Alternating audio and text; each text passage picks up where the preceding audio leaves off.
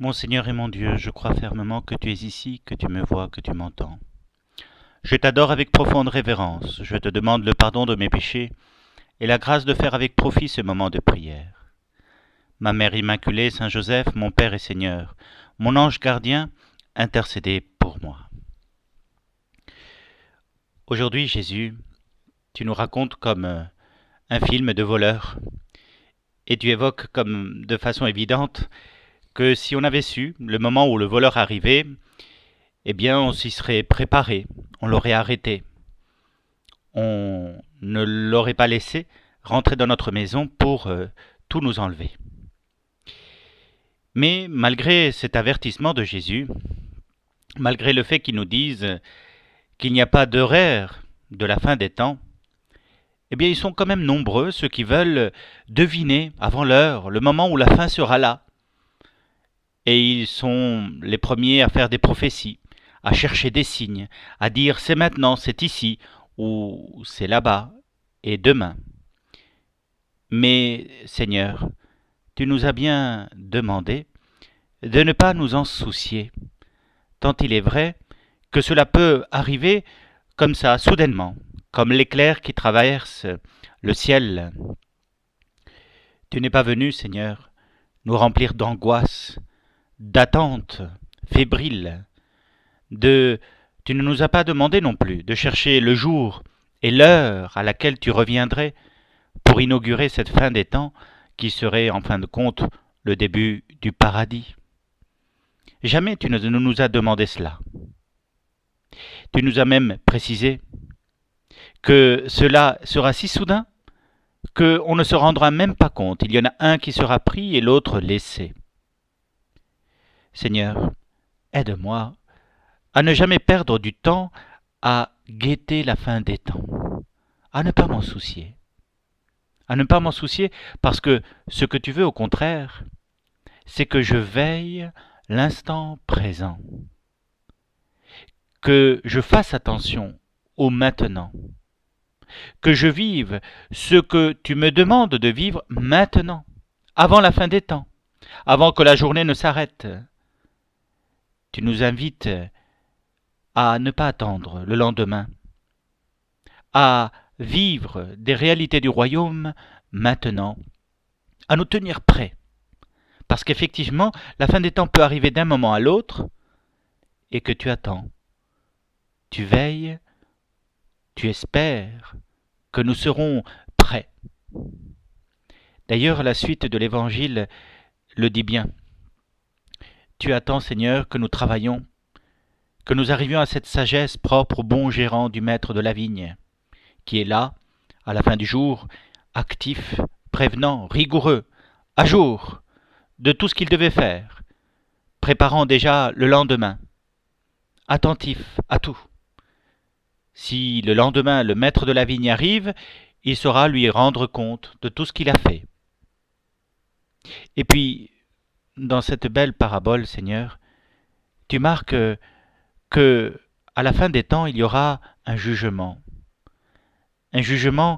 proportionné, proportionné à ce que nous connaissons de ta présence parmi nous, proportionné à ce que nous vivons du royaume des cieux. Et du coup, quand on me demande moi-même si ce que le Seigneur fera des païens, je cite cette parole. Certains recevront beaucoup de coups, ceux qui ont connu le royaume et ne l'ont pas servi, et d'autres en recevront beaucoup moins, parce qu'ils ne l'ont pas connu et donc ne savaient pas que faire de leur journée. Ce jugement proportionnel, certains le regrettent ou en ont peur. Moi, je n'en ai pas peur. Je voudrais d'ailleurs que le Seigneur pose ce jugement proportionné à toute chose, car c'est lui le seul qui sonde les reins et les cœurs, et moi je sais que parfois, eh bien, je me trompe, et qu'effectivement, j'ai besoin que quelqu'un me guide, qu'il me dise le chemin me revient de parcourir pour bâtir le royaume, pour le connaître et pour le faire advenir. Oui, il y aura ceux qui ont beaucoup reçu et ceux qui ont moins reçu. Et à ceux qui ont beaucoup reçu, parce qu'ils ont été beaucoup aimés et qu'ils le savaient, il leur sera demandé de beaucoup aimer à leur tour. Des coups, encore des coups. Parfois, les gens croient que la religion, c'est cela, des menaces. Mais, pardonnez-moi, la vie nous réserve bien assez de coups pour que nous en ayons peur. Ils ne sont que de passage.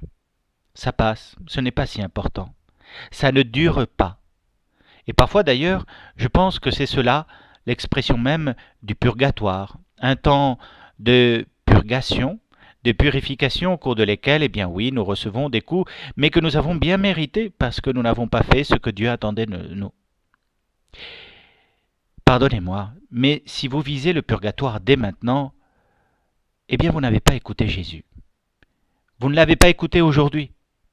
Parce que si justement il vient nous avertir que nous devons veiller, que nous devons travailler maintenant, que nous devons être présents à ce que nous faisons, pour le faire devant Dieu, en sa présence, c'est justement pour nous éviter le purgatoire. C'est justement pour nous éviter, eh bien, de perdre notre temps. S'il nous met en garde, c'est pour que, quand il reviendra, il nous trouve à l'œuvre, en train de travailler, en tenue de service. Et ce n'est pas pour autre chose. C'est pour nous réveiller que le Seigneur nous adresse aujourd'hui la parole, pour nous aider à prendre conscience que le temps passe, que le temps passe. Et ainsi, en prenant la mesure de nos jours, du travail à accomplir, eh bien que nous nous organisions pour le réaliser. Il faut se mettre au boulot. Il faut commencer à travailler. Et travailler à quoi? Eh bien au règne de Dieu tout simplement, à faire en sorte que, effectivement, l'Esprit Saint soit tout entier en nous, et cela passe par une lutte contre nos passions déréglées, contre tout ce qui peut nous empêcher d'aimer généreusement. Puis, dans notre travail, qu'est-ce qu'on fait pour que la justice règne dans notre travail? Et puis, travailler à quoi? Travailler à faire que la justice règne dans notre société. Elle en a tant besoin. Et comment? Comment pouvoir faire cela, sinon en te faisant connaître toi, Jésus? Toi, ce roi d'humilité et de tendresse, qui nous demande de venir à toi, doux et humble de cœur. Parce que nous le savons, tu gouvernes les cœurs non par la contrainte, mais par l'attraction. Alors Seigneur, si tu le veux, ordonne et j'obéirai. Montre-moi ce que je dois faire. Aide-moi à m'y préparer, pour qu'au moment où tu arriveras, je sois prêt, en éveil.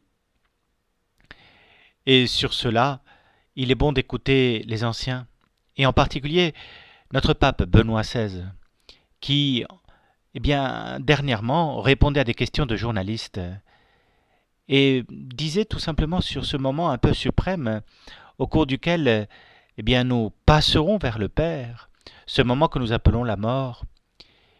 Il nous disait qu'il faut s'y préparer.